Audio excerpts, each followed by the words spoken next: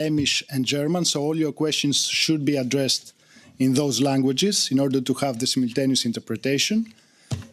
Please state your name and media organization before asking your question. And now the floor goes to Raf to pass on the questions to our colleagues.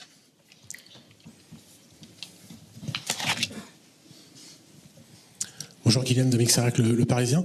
Quand vous avez eu ce choc contre Danso, est-ce que vous avez pensé à un moment donné que votre euro était terminé?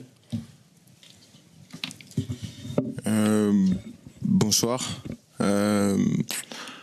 Sur le coup, j'ai pas pensé à grand chose parce que je savais pas trop ce qui m'arrivait. J'ai pas senti que j'avais le nez cassé. C'est plus en regardant la tête du gardien adverse, je me suis dit qu'il y a quelque chose qui allait pas. Mais après, quand on rentre au vestiaire et qu'on voit tout ce qui se passe autour, c'est vrai que ça fait un peu peur parce que je me suis dit que j'allais rentrer à la maison. Je me suis vu dans le miroir. Je pense que c'était une mauvaise idée. Mais je suis content. Je suis là. C'est vrai que c'était difficile parce qu'il y a eu pas mal d'informations, pas mal de choses, pas mal de rendez-vous. J'ai pas beaucoup dormi, j'ai passé presque 2 jours à pas dormir, à tout regarder, tout faire. Donc c'était compliqué. Et après, j'ai pas pu jouer le match contre les Pays-Bas. C'est très difficile de rester sur le banc en sachant que tu peux rien faire, tu peux pas aider. Et Dieu merci, j'ai pu rejouer contre la Pologne. Et donc je suis très content. Kylian, bonjour. Xavier Giraudon, Infosport Plus Canal. Pourquoi vous ne marquez pas l'équipe de France et que peut vous apporter le 4-4-2 en losange? Bon courage. Désolé, je pensais qu'il allait avoir un peu plus de nuances. C'est les statistiques, hein, c'est pas moi. Hein. Non, c'est vrai. Pourquoi on marque pas? Parce qu'on met pas les occasions qu'on se crée. Vous allez droit au but, je vais droit au but aussi. On a des occasions, on les met pas. Maintenant, le plus important, je pense, de par mon expérience, je pense que j'ai une expérience par rapport à ça devant le but. Faut vraiment que les gars, que ça reste pas dans la tête des gars, parce que le plus important, c'est vraiment de se créer des occasions. Bien sûr qu'il faut les mettre. Et je pense qu'il n'y a aucun des joueurs qui s'est présenté devant le gardien en se disant bon bah je vais rater. Mais c'est clair que ça a été problématique en phase de poule. C'est clair, je pense qu'il faut pas se cacher sur ça. Maintenant, c'est une autre compétition qui commence. Voilà, c'est la mort subite, c'est les éliminations directes. Donc il va falloir vraiment mettre les occasions qu'on a demain déjà. Mais je suis sûr qu'on va se créer des occasions et qu'on va marquer des buts. Et sur le 4-4 de Losange, potentialité, est-ce que ça peut vous apporter dans le jeu? Un 4-4 de Losange? Ça vient d'où ça? Si jamais vous jouez comme ça. Par exemple, est-ce que ça... Ah oui, si jamais on joue en 3-5-2, en 3-4-3, en... Est-ce que ça peut vous amener dans cette logique de finition? J'en sais rien. Il faut demander au coach ça, parce que je comprends pas. Vous avez sorti un système, je peux dire en 3-5-2 on va se créer des occasions, en 4-4 de Losange. Je sais pas ce que le coach a préparé pour nous, donc il faudra lui demander. Je pense qu'il est plus à même de répondre pour ça. Désolé. Bonsoir Kylian, Philippe Sansfourche pour RTL. Il y a beaucoup de grandes nations et de grands joueurs sur cet Euro, mais on en voit peu qui soient en très grande forme. On a l'impression que les saisons s'allongent, que physiquement c'est de plus en plus compliqué. Est-ce que vous faites ce constat aussi? Est-ce que la semaine que vous venez de passer vous a permis de faire du jus? Est-ce que vous pensez que vous allez être plus saignants tous autant que vous êtes et que les grands joueurs vont se révéler? On espère que ce soit que les Français qui vont se réveiller, c'est tout ce qu'on espère. Après, franchement, je pense qu'il faut pas se donner d'excuses. Je pense que bien sûr, on n'a pas été sur une phase de poule de haut niveau. Maintenant, on est qualifié, on a l'opportunité d'aller en quart de finale et maintenant il faudra se montrer et essayer d'élever notre niveau de jeu. Parce que voilà, on va jouer contre une bonne équipe et que si on gagne pas, on va rentrer à la maison. Donc on n'a plus le choix. Mais c'est clair que dans le groupe, je sens pas de doute particulier par rapport à ça. Il y a eu une prise de conscience, bien sûr. Je pense que le fait de pas terminer premier, ça a réveillé pas mal de personnes, de se dire oh voilà. Mais je pense pas qu'il y ait un quelconque doute et je pense que tout le monde est prêt à tout donner pour demain et faire le match qu'il faut. Bonjour Kylian, Damien Degor, l'équipe ici. On a vu contre la Pologne que Lewandowski, à un moment donné, t'as pas vraiment ménagé. Ça a suscité en toi une petite réaction. Est-ce que... Rassurez-moi, je vais pas devoir la commenter. Bah, tu peux éventuellement. Est-ce que ça t'a fait mal? Et est-ce que tu redoutes que demain, les défenseurs belges puissent jouer sur ce côté-là de ton physique? Ouais, c'est une possibilité. Je pense qu'à partir du moment où tu joues avec le nez cassé et que tu te fais pas opérer, tu deviens une cible, même si je pense qu'il n'a pas fait exprès. Lewandowski, il n'a pas fait exprès quand il m'a touché. Et la réaction, c'était plus une réaction instinctive de la douleur. Malheureusement, il y a beaucoup d'enfants qui regardent les matchs, donc il faudra essayer de se contrôler à l'avenir. Mais franchement, je savais dans quoi je m'embarquais quand j'ai décidé de rester et de jouer et de pas me faire opérer. Donc j'ai envie de vous dire, c'est pas une situation qui est nouvelle, évidente, non, mais c'est pas une situation qui est nouvelle, donc il y a pas de surprise. Je peux être amené à recevoir des coups, ça peut amener à réveiller la douleur, mais comme j'ai dit, je suis prêt à tout donner pour ce maillot, tout donner pour essayer d'aider la France à aller le plus loin possible. Donc s'il faudra qu'on me touche le nez et qu'on ait un quart de finale, il est déjà cassé, donc il va pas se casser plus. Hein. Bonjour Kylian, Fabrice Hawkins, RMC Sport. Avant le premier match, vous disiez que ce qui était le plus important, vous en avez beaucoup parlé également en conférence de presse, c'était le contexte politique évidemment avec les européennes. Qu'en est-il ce soir? Est-ce que c'est le scrutin justement des législatives d'aujourd'hui ou le match de demain? Je pense que ça dépend un peu de vous, parce que si vous posez pas beaucoup de questions, je peux aller voir ce qui se passe après. Mais bien sûr, ça change pas. Il y a rien qui change. On va attendre les résultats maintenant à 20h, les estimations. Donc, bien sûr, on attend ça là. Donc, dès que je vais finir, je vais me brancher et je vais regarder. Et ensuite, on verra ce qui se passera, parce qu'après, il y a le 7 aussi encore. Donc, j'espère que ça va bien se passer pour nous.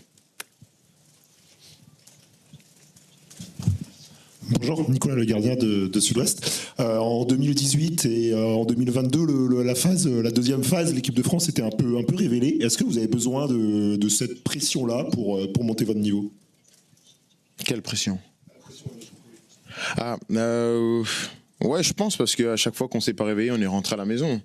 Donc je pense qu'il faut... C'est une nouvelle compétition. On dit souvent que les matchs à élimination directe, c'est autre chose, parce que vous n'avez pas le choix.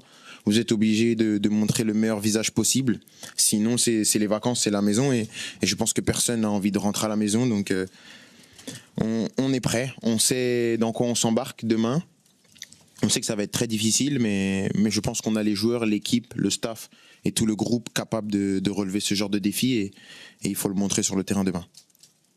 Bonsoir Kylian, Jean-François Pérez, le JDD. Deux petites questions autour de la Belgique. C'est une nation qui est 3e mondiale, mais qui a perdu contre la Slovaquie au premier tour, qui est 45e à peu près mondial. Qu'est-ce qu'elle vaut vraiment, cette équipe, selon vous? Et est-ce qu'il faut oublier les bons souvenirs de 2018, de 2021 pour aborder ce match de demain dans les meilleures conditions? Merci. Ils ont perdu contre la Slovaquie, oui. C'était un premier match de poule. On n'a pas battu les Pays-Bas, on n'a pas battu la Pologne. Donc je pense qu'eux aussi peuvent se dire qu'il y a des choses à gratter. Maintenant, c'est une bonne équipe. C'est une équipe qui a perdu des joueurs importants, mais qui a une nouvelle génération qui est arrivée, des jeunes joueurs qui ont faim d'écrire l'histoire de leur pays. Donc c'est toujours une menace. On sait contre quel type d'équipe on va jouer. Il y a toujours des grands joueurs dans leur équipe. C'est une très bonne équipe. Donc c'est des matchs qu'on a envie de jouer et on est très impatient de jouer contre eux. Nous, on les a oubliés. Je pense qu'eux les oublieront pas parce qu'ils ont perdu. Quand tu gagnes, tu oublies plus facilement. Mais je pense qu'on va pas jouer. On va pas commencer le match avec 1-0 parce qu'on a gagné en 2018 et en 2022. Donc c'est valable pour faire parler avant, mais sur le terrain, je pense que dans les deux équipes, il y a personne qui va penser à ça. Surtout, je crois qu'on est de 2018, il reste pas énormément de joueurs dans les deux équipes. Ouais. Ouais, il est là. Salut Kylian, Janko Beekman du journal belge Het Nieuwsblad. Est-ce que tu es déjà dans le groupe WhatsApp de Real Madrid? Et si oui, as-tu posé quelques questions sur l'équipe belge à Thibaut Courtois? Non, je ne suis pas dans le groupe WhatsApp du Real Madrid encore. Je pense que ça devrait plus tarder. Mais non, j'ai pas parlé avec Thibaut encore. Je le connais un peu, on se connaît un peu, mais j'ai pas parlé avec lui encore. Mais tant mieux qu'il soit pas là. Avec lui, ça aurait été plus dur. Bonjour Kylian. Emmanuel Baranguet pour l'AFP. Deux petites questions en forme de clin d'œil. Je suis sûr que tu connais la métaphore du catch-up de Cristiano Ronaldo. Tu as enfin marqué dans un Euro à ton 6e match. Alors est-ce que tu penses que ça va venir? Et deuxième question, est-ce que tu es vacciné de jouer des ballons de la tête après l'accident avec Danso? Les buts, je veux toujours marquer des buts. Maintenant, le plus important, c'est que l'équipe en marque. C'est sûr que si j'en marque, ça aidera l'équipe, mais si c'est un autre qui les marque, je sauterai tout autant. Et après, je suis vacciné contre les têtes. Je vais pas vous mentir, j'en ai pas mis une depuis que je me suis cassé le nez. Après, s'il faut aller mettre une tête pour aller marquer, je vais la mettre. Comme j'ai dit, le nez il est déjà cassé, je risque rien de pire. Hein. Donc ça va. Mais bon. On est concentré parce qu'on sait que c'est important de marquer des buts, c'est sur quoi on a pêché lors de la phase de poule, donc on est important, on ne doute pas, mais on sait qu'on a des occasions, mais il va falloir les mettre. Bonsoir Kylian, Hortense Leblanc pour le site Bonsoir. France Info. On t'a vu changer plusieurs fois de masque, je crois qu'il y a eu 4 masques différents. Pourquoi ça? Est-ce que c'est des problèmes d'adaptation? Et le deuxième, il n'y a pas eu de communiqué commun, pourquoi ça aussi? Communiqué commun Par rapport aux législatives notamment. La première question, je pensais pas, mais jouer avec un masque, c'est une horreur absolue. J'ai changé de masque parce que en fait, à chaque fois, il y avait quelque chose qui allait pas. C'est difficile. En fait, c'est vraiment compliqué parce que ça limite la vision, la sueur reste bloquée, donc il faut toujours l'enlever pour que ça coule. En fait, j'avais l'impression dans les premiers jours que j'étais en 3D et que j'étais invité à l'Euro en VIP. Je voyais les gens et j'ai l'impression que c'est pas moi qui jouais. Donc c'est compliqué. Dès que je pourrais l'enlever, je vais l'enlever. Franchement. Maintenant, là, j'ai pas le choix. Je peux pas jouer sans. Mais c'est chiant. Bah, je vous avais vu, j'ai changé de masque 5 fois. Et encore, il n'y a pas eu toutes les photos. J'ai changé encore plus. Ouais, j'ai fait les préparations le soir pour faire les feedbacks. Mais bon, ma compétition, elle va être comme ça avec ça. Et en aucun cas, ce sera une excuse parce que je peux jouer que comme ça. Donc, je dois lui dire merci au masque. Et la deuxième question, je pense qu'il y a eu pas mal d'éléments qui ont retardé un peu ça. Le fait qu'il y ait eu ma fracture, ma blessure. Ça a mis un gros froid sur ça. Après, je pense que les résultats ont pas aidé, mais je pense qu'il va falloir qu'on fasse quelque chose. On va se réunir avec les gars pour voir.